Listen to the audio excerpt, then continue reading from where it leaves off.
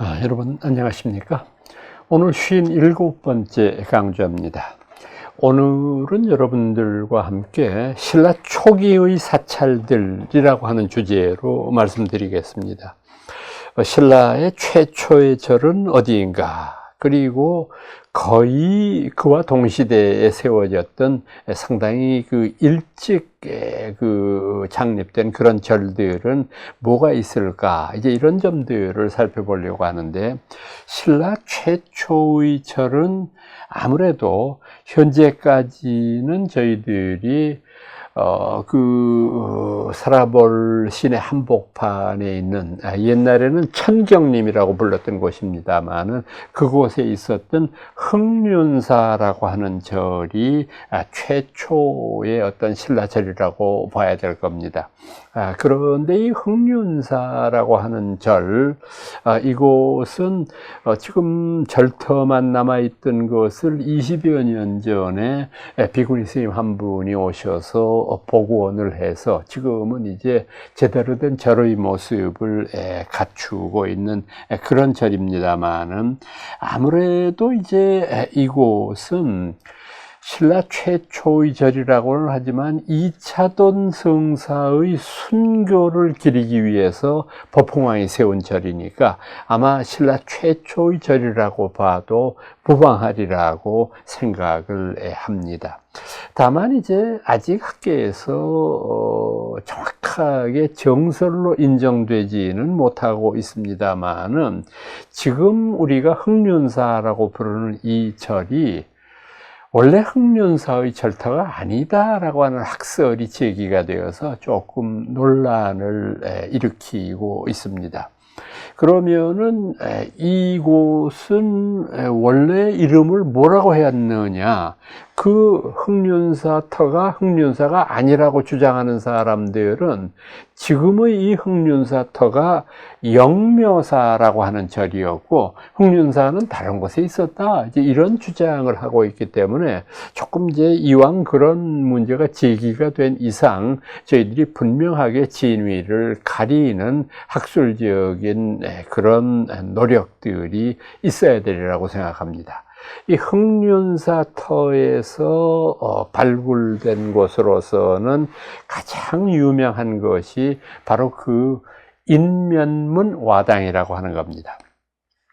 기와의 쭉 내려오는 제일 앞면에다가 미소 짓고 있는 사람의 얼굴을 조각한 것, 그래서 이것을 저희들이 인면문화당, 또 혹은 저희들이 조금 응용을 해서 신라인의 미소 뭐 이런 것으로 많이 저희들이 쓰고 있는 그런 자료 아닙니까? 이게 이제 흥륜사터에서 일제시대 때 발굴이 됐어요. 그러니까 일제 때 그 일대를 이제 조선총독부에서 발굴을 하다가 여러 기와장들이 나온 가운데에서 참 아주 특이한 그 모습이잖아요. 기와장에다가 사람의 얼굴을 새겼는데 그 얼굴이 활짝 웃고 있는 모습이어서 정말 신라인들의 어떤 창의력에 저희들이 놀라지 않을 수 없는 그런 것들입니다.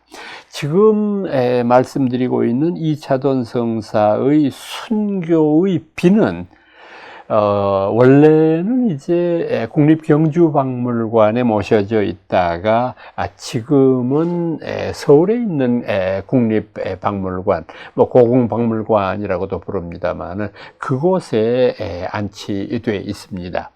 그런데 이 이차돈 성사의 순교비라고 하는 것은 왜 저희들이 저설적인 기록으로 보면은 이분이 목을 친즉 그 목이 날아가서 금강산에 떨어졌다라고 하는 그런 그 전설이 있고, 그 목을 베인 자리에서 흰 피가 솟아났다, 이런 것도 우리가 많이 들어온 이야기 아닙니까? 그래서 그걸 상징하기 위해서 돌로 만든 그 이차돈 성사의 모습은 목이 없어진 그런, 얼굴이 없는 그런 모습으로 조각이 되어 있는데, 거기에 이제 모셔져 있는 그것은 정말 제가 생각하기에는 한국인들이라면 누구나 최고의 어떤 그 유품으로서 우리가 간직해야 될 그런 훌륭한 상징성을 가지고 있지 않느냐 하는 생각을 해봅니다. 지금 말씀드린 이차돈의 순교비를 이제 만들었다고 하는 기록을 보면서 삼국유사의 저자 일현 스님이 참 아름다운 순교 시를 남기셨죠. 이분이 쓴 순교시는 삼국유사에 지금도 그 전편이 남아 있습니다만은 한번 여러분들 궁금하시면 꼭 찾아보시기를 바라고, 일단 일현 선사의 시문은 그렇게 시작합니다. 순의 경생 이족경, 의로움을 위하여 삶을 가벼이 여김은 오히려 놀라운 일이건만, 천화백유 경다정, 하늘에서 꽃이 뿌리고 목에서 흰피가 솟는다 하면 오히려 다정하구나. 아연일검 신망후 어느덧 한 칼에 몸이야 없어졌건만, 원원종성 동대경, 집집마다 울려 퍼지는 쇠북소리는 서랍을 장안을 뒤흔드네. 참 아름답잖아요. 참 정말 그 어른의 그 숭고한 죽음을 묘사하는데 이 이상 더 아름다운 시가 있을 수 있을까 싶을 정도로 제가 아주 좋아하는 그 추모시 가운데 하나입니다. 그리고 더욱더 제가 불편한 거 하나만 더 말씀드릴게요. 이것과 관련해서 일본은 뭐 불교 국가니까 이게 뭐 우리나라 같으면 아마 난리가 났을 텐데, 뭐 일본 사람들은 다 거의 대부분이 불교 신자거나 아니면 불교에 대한 외호자 지키는 사람들, 이런 사람들이기 때문에 아무도 그런 탓을 하지 않는데, NHK의 여러 프로그램 가운데에서 아직도 하고 있습니다. 뭐가 있느냐면 불교의 명시라고 하는 프로그램이 있어요. 5분짜리인데 불교의 명시, 불교에서 지은 그런 아름다운 시에 대해서 말하면서 직접 카메라맨들을 현장으로 파견해서 그걸 쭉 촬영하면서 거기에 이제 그런 아름다운 시를 쓰는데, 이분들이 몇 년 전에 보니까 한국 이차돈 성사의 순교를 이제 기리면서 쓴 시다 하면서 제가 조금 전에 낭독해드린 시 있지 않습니까? 그걸 쫙 화면에 깔면서 그걸 또 일본말로 번역하면서 쭉 이차돈 성사의 어떤 그런 모습들을 순교비나 조금 전에 말씀드리고 있는 흥륜사, 터나 이런 걸 쭉 비추면서 하는데, 참 저는 그걸 보면서 부끄럽다 하는 생각을 먼저 했어요.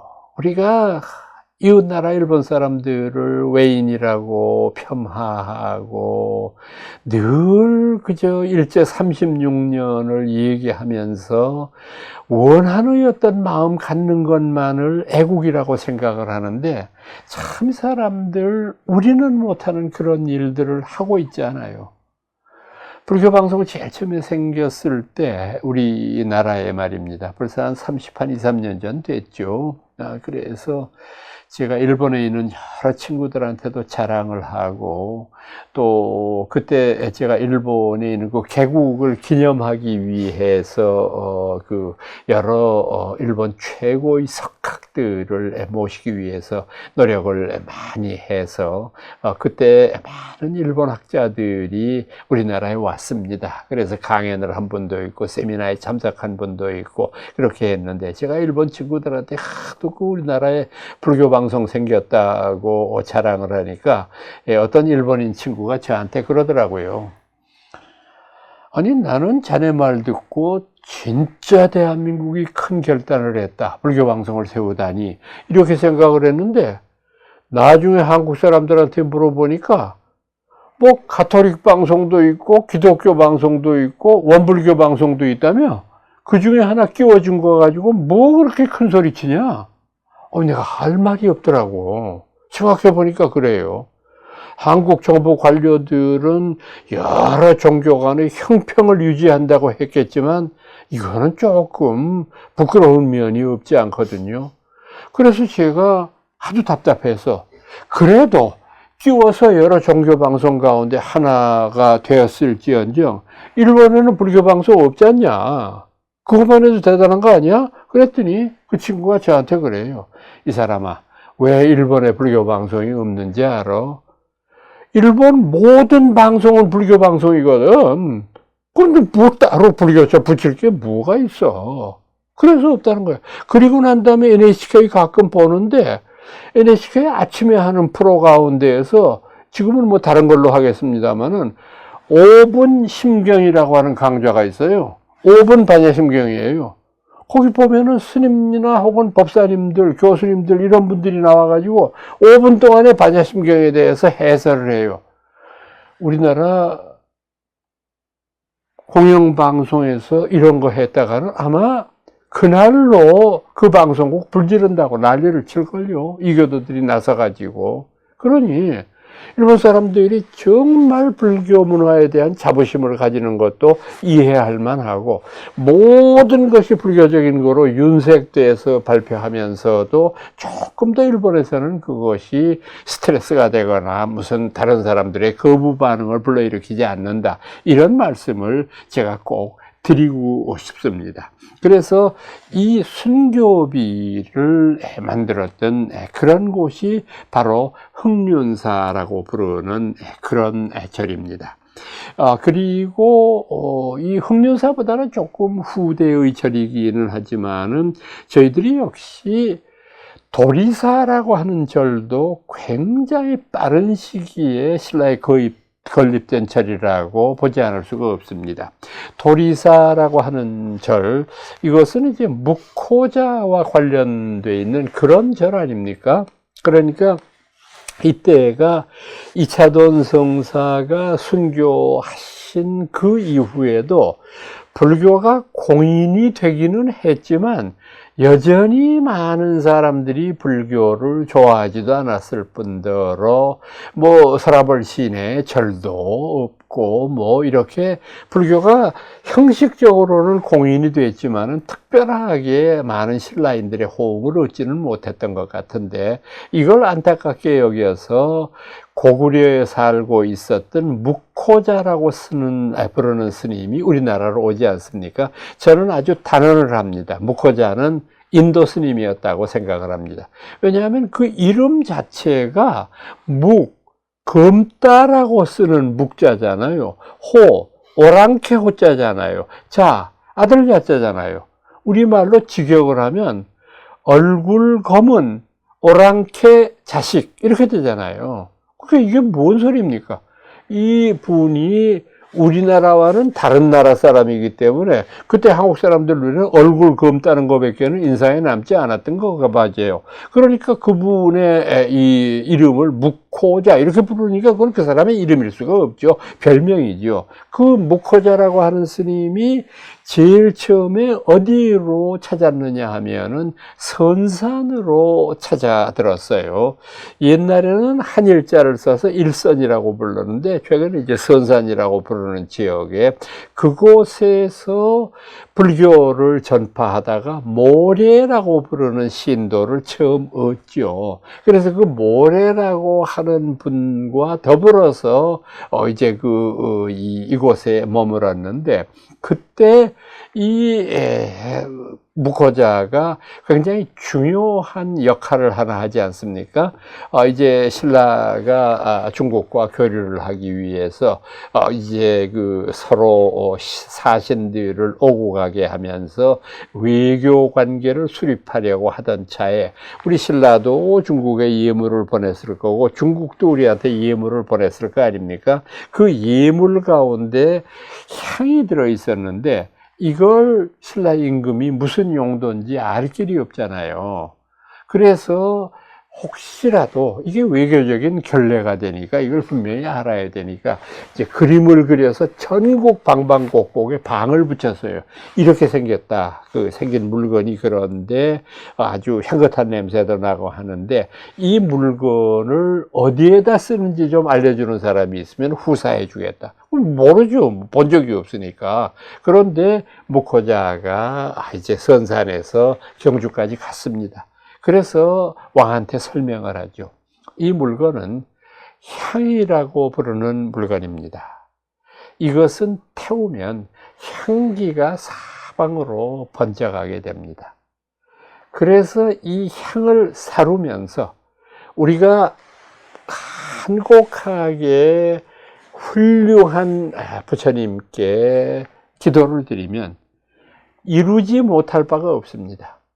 이 세상에 여러 가지 존재가 훌륭한 존재들이지만 제가 생각하기에는 불법성 삼보를 벗어나서는 훌륭함을 논할 수가 없습니다. 부처님, 법, 부처님이 가르치신 진리, 승, 그 가르침을 믿고 따르는 무리들, 이 불법성 삼보에 대해서 귀의하면 모든 일이 다 이루어집니다. 그래서 왕이 매우 좋아하면서 당신의 그 따님 공주를 좀 고쳐달라고 해서 그 공주 병을 무코자가 고침으로써 정말 무코자는 2차돈 이후에 다시금 불교가 일어나는 계기를 만든 분이잖아요. 그래서 왕이 다시 물었습니다. 내 소중한 딸의 목숨을 살려주셨으니까 스님 말씀만 하시면 뭐든지 들어드리겠습니다. 그랬더니 무코자가 대답했죠. 저는 다른 욕심은 없고 제가 사는 선산에 절을 하나 지어주시면 그걸로 저는 만족하겠습니다. 그래서 왕이 선산에다가 절을 지었는데 그 당시의 신라 풍습이 아주 질박하다고 그랬어요, 원어가. 그러니까 질박이라고 하는 말은 소박하다고 하는 말이잖아요. 아주 그 모든 일들이 소박한 그런 형태였기 때문에 이 무코자가 살던 절은 기와를 올리지 못하고 초가지붕을 덮은 그런 절에서 이분이 살았는데 그곳에 계시다가 결국은 돌아가셨고, 이분 돌아가시고 난 다음에 모래마저 죽게 되니까 이제는 불교를 믿는 사람들이 점차 없어졌다라고 부르는 그 도리사 말입니다. 이 도리사라고 하는 절은 역시 신라 초기에 있었던 그런 위대한 절이었을 것이라고 생각을 하고, 또 이 앞서 말씀드렸던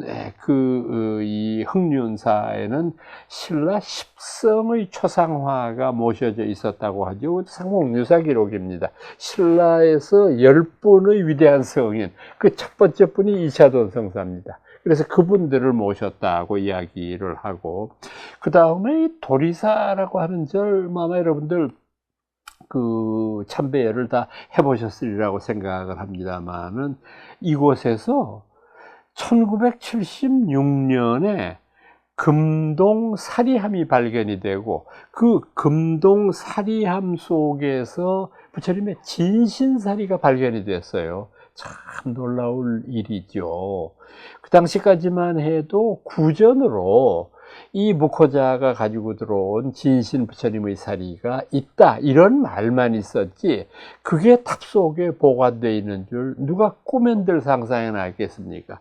그것을 수습하고 난 다음에 우리 정부에서 그 도리사 금동사리함에서 발견된 부처님 진신사리를 국보 208호로 지정을 했죠.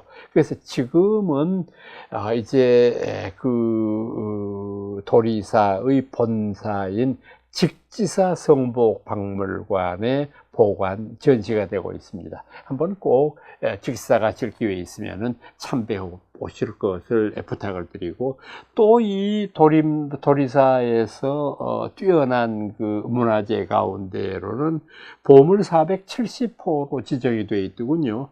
화엄석탑이라고 하는 것이 있습니다. 이 화엄석탑은 지금 겉에서 보기에는 조금 빈약해 보여요. 왜 그러냐면 이 탑신의 일부가 무너져서 새로 그거를 갖다 새로운 돌을 끼우면 진짜 전체 탑의 모습이 엉망이 되잖아요. 그러니까 그냥 그대로 이제 이승의 경우에는 이 탑신이 없이 그냥 바로 붙여놓고 뭐 이제 이러다가 보니까 탑이 조금 비례도 맞지 않고 좀 이 우스꽝스러운 그런 모습을 보이는데, 이 신라 때 탑입니다. 아주 아름다운 그런 모습을 간직하고 있는 이것이라고 저희들이 표현을 하고 있습니다. 그리고 앞서 여러분들한테 잠깐 말씀을 드렸습니다마는 이 영묘사라고 하는 절, 지금 뭐 흥년사가 아니라 영묘사 이런 주장을 여러분들한테 말씀을 드린 적이 있는데, 이 영묘사라고 하는 절은요 선덕여왕 때 창건된 절입니다. 그러니까 굉장히 신라의 초반부에 건립된 그런 절이라고 할 수 있는데, 이게 앞서 여러분들한테 잠깐 말씀드렸던 전불시대의 칠처 가람터 가운데 하나입니다. 황룡사, 그리고 그 다음이 지금 말씀드리고 있는 영묘사, 이렇게 지적이 될 정도로 신라 사람들한테는 굉장히 중요한 곳인데, 이곳에서 바로 여러분들에게도 잘 알려진 이야기입니다마는 선덕여왕 직위삼사, 선덕여왕이 앞으로 벌어질 일 3가지를 예언했는데 그걸 다 맞췄다라고 하는 것 가운데에서 두 번째 이야기가 뭐냐 하면 여근곡이라고 하는 데에서 백제병이 숨어 있다고 하는 것을 미리 알아챘다라고 하는 그 기사인데, 이 여근곡이라고 하는 골짜기는 지금은 경주의 조금 외곽입니다. 그래서 그 고속도로를 타고 이제 경주를 가려면은 대구를 지나서 이렇게 이제 경주로 들어가야 되지 않습니까? 그래서 대구에서 건천 지나고 아화 지나가지고 이제 그 경주에 거의 닿을 무렵에 오른쪽으로 이제 보시면은 골짜기가 아주 이상하게 생긴 데가 있어요. 여성의 몸매 같이 생긴 그런 골짜기가 있는데, 그걸 이제 옛날부터 신라 사람들이 여근곡이라고 불러서, 옛날부터 그 과거 보러 가거나 했을 때 그 서생들이 그쪽을 향해서 머리를 돌리면 안 된다, 뭐 이런 표현이 있을 정도로 굉장히 금기시했던 곳인데, 이거를 선덕여왕이 어떻게 알았느냐 하면은 바로 이 영묘사에 있는 조그마한 못이 있었는데, 거기에서 엄동설한 겨울에 개구리가 나타나 가지고 막 동네 사람들이 잠을 못 잘 정도로 시끄럽게 울었다. 그러니까 이거 정말 괴이한 일이잖아요. 그래서 선덕여왕한테 보고를 했답니다. 이거 도저히 있을 수 없는 일인데 개구리 떼들가 몰려와 가지고 이렇게 난리를 쳤습니다. 그랬더니 선덕여왕이 지그시 그 보고를 듣고 가만히 생각을 하다가 뭐라고 그러냐면, 바로 아주 날랜 병사들, 우수한 병력을 뽑아가지고 여근곡으로 가도록 하라. 그 여근곡에는 틀림없이 백제병들이 잠복해 있을 테니까 그것을 잡아서 전부 죽이고 또 그 관련되는 정보를 전부 다 수집해 오너라. 그러니까 병사들은 그냥 여왕 명령을 받고 몰래 밤에 잡입을 해서 여근곡 일대를 수색하니까 과연 거기에 백제병이 숨어 있었다. 그래서 잠재하고 있는데 기습을 했으니까 볼 것도 없이 그냥 성공을 했다는 일인데, 그래서 나중에 신하들이 물었습니다. 여왕님, 그걸 어떻게 아셨습니까? 그랬더니 그 여러 가지의 징조 가운데 보고에 의하면은 백색 개구리라고 불렀다. 백색이라고 하는, 흰색이라고 하는 건 서쪽을 가리키지 않는가. 그러니까 서쪽 어딘가라고 생각을 했고, 그 다음에 그 개구리가 운다고 하는 것은 나라에 어떤 궤변이 있을 징조인데, 이 개구리가 흰색을 띠고 노래를 불렀다고 하는 것은 무슨 의미가 되느냐 하면, 내가 만약에 그 일대가 어딘지만 알게 되면은 반드시 저걸 소탕할 수 있다고 믿었기 때문이다. 그런데 이 여근곡이라고 하는 거는 어떻게 알았는가? 조금 음담패설이 될 수도 있겠습니다만은 선덕여왕이 뭐라고 그랬느냐 하면은, 남근이 여근 속에 들어가면 반드시 죽는 법이다. 그래서 쉽게 쉽게 적군을 소탕할 수 있다고 생각을 했다. 저는 그 기사 보면서 선덕여왕이 처녀면 이런 거 모를 텐데 하는 그런 혼자 생각도 할 정도로 그것을 이분이 알아맞힌 데가 바로 영묘사입니다. 또 이제 그런 얘기뿐이 아니라 이 영묘사라고 하는 데에는 석양지 스님의 작품이 엄청나게 많이 보존되어 있었던 곳입니다. 물론 지금은 어디가 있는지 흔적도 없이 사라졌지만은 신라 때의 가장 위대한 불교 예술가로 꼽히는 분이 석양지라고 하는 분입니다. 이분 굉장히 많은 작품들을 남겼고 정말 신라 초기에 활동했던 솔거라고 부르는 그 화백과 더불어서 신라를 대표할 수 있는 위대한 조각가였는데 그분이 만든 작품들을 전부 이곳에 모시고 있었다라고 하는 그런 기록들이 나타나 있습니다. 또 이제 그것 이외에도 많은 초기의 절들이 있습니다만은 그 중에 하나가 영흥사라고 하는 절이 있어요. 그 영흥사라고 하는 절은 여러분 아시는 대로 법흥왕이 돌아가시기 전에 왕위를 당신의 조카에게 인수인계를 하고 당신은 출가해서 스님이 되지 않습니까? 그리고 다시 임금이 된 진흥왕도 역시 나중에 당신 스스로가 양위를 하고 출가를 하지 않습니까?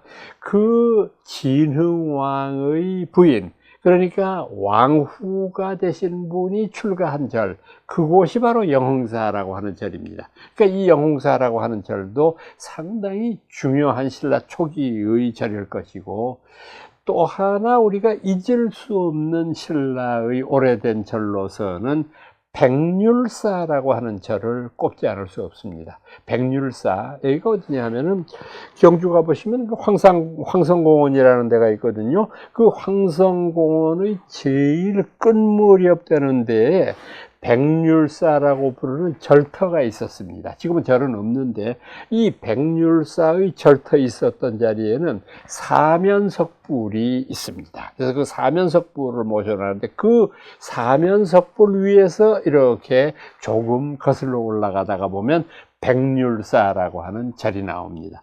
이 백률사라고 하는 절, 여기에 모셔져 있던 국도가 바로 청동 약사열애불입니다. 참 대작일 뿐만 아니라 걸작 중에 걸작인데 이걸 백률사에서 모셨습니다. 그리고 제가 왜 백률사를 주목하느냐 하면은 앞서 제가 이차돈성사 순교하신 사실 말씀드리면서 전설이 어떻게 전하느냐 하면 목을 친즉 목에서 흰피가 솟고 그 목이 금강산에 나가 떨어졌다. 그러면 이게 무슨 소리를 지금 하고 있는 거냐? 이렇게 의아해 하시겠지만 그건 쉽게 말하면 금강산이라는 산이 이차돈 성사의 순교 장소였다는 뜻이잖아요. 그분을 왕명을 사칭한 죄로 목을 베니까 베인 목이 땅에 떨어질 밖에 없잖아요. 그 얘기를 하는 데잖아요. 그러면 이 금강산이 어디냐? 북쪽에 있는 그 금강산이 아닙니다. 신라에서 말하는 소금강산이라고 하는 산이 바로 백률사의 뒷산입니다. 이걸 소금강산 혹은 소자 생략하니까 금강산이라고 불렀거든요. 바로 이 금강산이 이차돈 성사의 사형 집행 장소였다고 생각합니다. 그러니까 이 이차돈 성사의 목을 벤 그 장소라고 제가 확신하는 건 뭐냐면 그 일대를 답사해 본 결과 거기에는 아주 특이한 마애불이 하나 있어요. 어떤 마애불이냐 하면은 바위 위에다 이렇게 새겨놓은 평범한 부처님인데 이 부처님이 남향이나 동향을 하고 있는 것이 아니라 북향을 하고 앉아 계세요. 저는 부처님을 뵈도 난 그런 부처님은 처음이에요. 이건 그 관례를 벗어나는 일이거든요. 북쪽을 본다. 이건 있을 수 없거든요. 북쪽이라는 게 뭡니까? 북망산, 죽음을 상징하는 거거든요. 그러니까 이거는 이차돈 성사의 순교를 상징하기 위한 그런 불상이었다고 볼 수밖에 없어요. 그러니까 이걸 만들었다는 것 자체가 뭐냐면 이 백률사의 뒤에 이분의 사형 집행장소에도 백률사와는 또 다른 절이 있었을 가능성이 매우 높다고 생각을 하는 거죠. 그래서 저는 백률사도 매우 신라 초기의 사찰로서는 중요한 절이다 라고 생각을 하고 있습니다. 이 백률사라고 하는 절은 817년에 다시 헌덕왕에 의해서 중건이 되었던 그런 기록이 나타나 있습니다. 오늘은 여러분들께 신라 초기의 사찰들 하는 주제로 말씀드렸습니다. 저는 다음 시간에 뵙겠습니다. 여러분 안녕히 계십시오.